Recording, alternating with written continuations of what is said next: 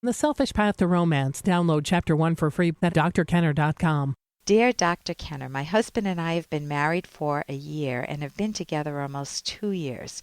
We are both about 50 years old and I love him dearly. Our problem: my sex drive is way up there. His is not, and he has some age-related problems. Our lovemaking has become a wham bam thank you ma'am thing. He is satisfied and he doesn't seem to care at all if I'm not. How can I talk to him about this without hurting his feelings? Katie. Well, Katie, I think you talk to him all the time because we don't just communicate with words. We communicate with those micro expressions, those momentary looks that we shoot one another, or the dissatisfaction, or the, no, it's okay. You know, that tone of voice when you're telling someone it's okay and they know it's not okay. So your choice is either to have what's called masked communication.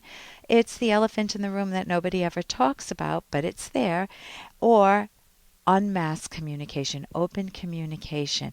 And open communication can be done in a few different ways. It can be done very crudely. Now, I want to tell you a thing or two. Or it can be done in a wimpy manner. Do you mind? I'm just wondering, do you have a moment? I'd really like to talk. That doesn't work either. Or it can be done in a self-confident manner. Honey, I'd love to talk to you about something that I think is a bit difficult for both of us to talk about. And my guess is we're both very aware of it.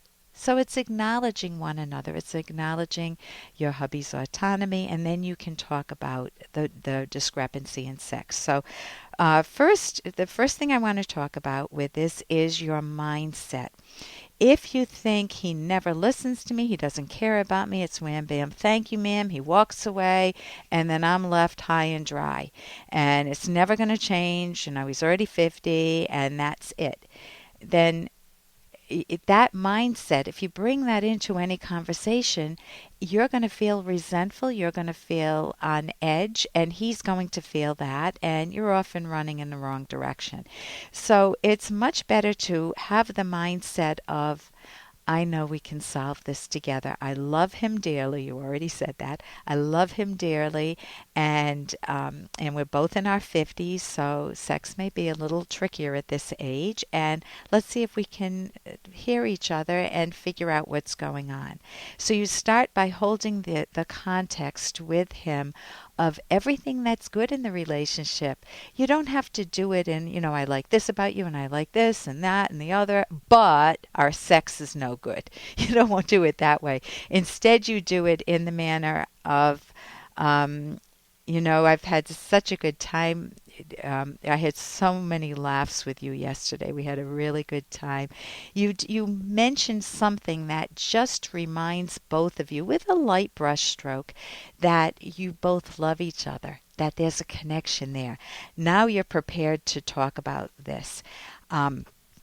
So you want to first listen to him. How is sex for you? And he might say, it's very good. I have no problems. Or he might say, I know it's good and I know that, but I always feel guilty afterwards because I know it's not good for you.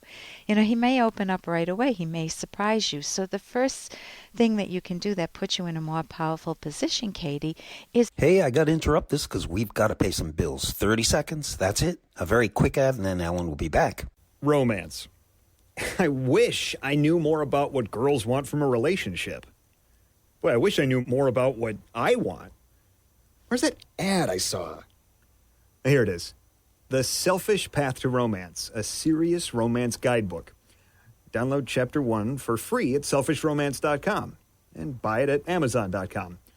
The Selfish Path to Romance. That is interesting. He may open up right away. He may surprise you. So the first thing that you can do that puts you in a more powerful position, Katie, is to really draw him out. Listen to him without putting in your 2 cents, if you can do that. Or he might say, it's much harder for me. I'm in my 50s now, and things have to move a little bit quicker for me. And something else may show up. I don't know what he will say. Then the next thing is you want to be able to address the discrepancy. Let's say that he doesn't say any of those things, and you need to bring it up. So you want to do it in a way that's, if I can say this, playful, meaning you don't want to make this a heavy, let's talk about our relationship. Let's talk about our sexual relationship. You're not the man I thought you were. You don't want to do it that way. You want to just talk about a discrepancy. I noticed that I have a little more interest than you do. Notice I don't say I have a huge interest and you have none. I have a little more interest than you do, and let's figure out what's going on, and let's come up with a couples style, something that works for both of us. Because in terms of pleasure, people can always feel good with themselves, and so you're not at a loss in that sense. So you talk with him about setting up a couple's style, and you can just say, what feels good for you? This is what feels good for me. So then you can put your 2 cents in. This is what feels good, this doesn't. I would love to experiment with this, and you can experiment very gently. I know someone who just recently went to a doctor for sexual related issues, to get Viagra, Cialis, or whatnot, and the doctor recommended a book, an illustrated book that is supposed to be like a manual of sex, but it's a beautifully illustrated one. And gosh darn it, I wish I had the name of it. I would give it to you right now. You want to be able to talk with him and find out what's bothering him. And there is a book, Lifetime of Sex by Men's Health, and it talks about the changes in the 50s, when you're 50 years old, for men and for women too, and how to cope with them.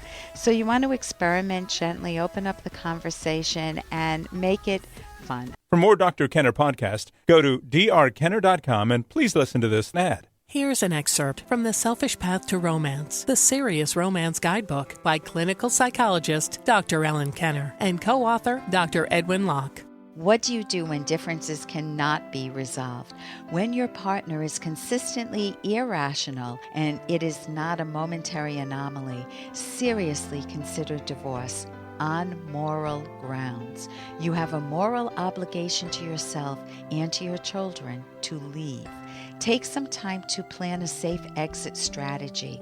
Seek professional guidance from a psychologist if necessary. If your abusive partner threatens to leave, don't stop him. He will feel in control, and it will make your separation safer. You never have to be stuck with an irrational partner. You can download Chapter 1 for free by going to drkenner.com. And you can buy The Selfish Path to Romance at amazon.com.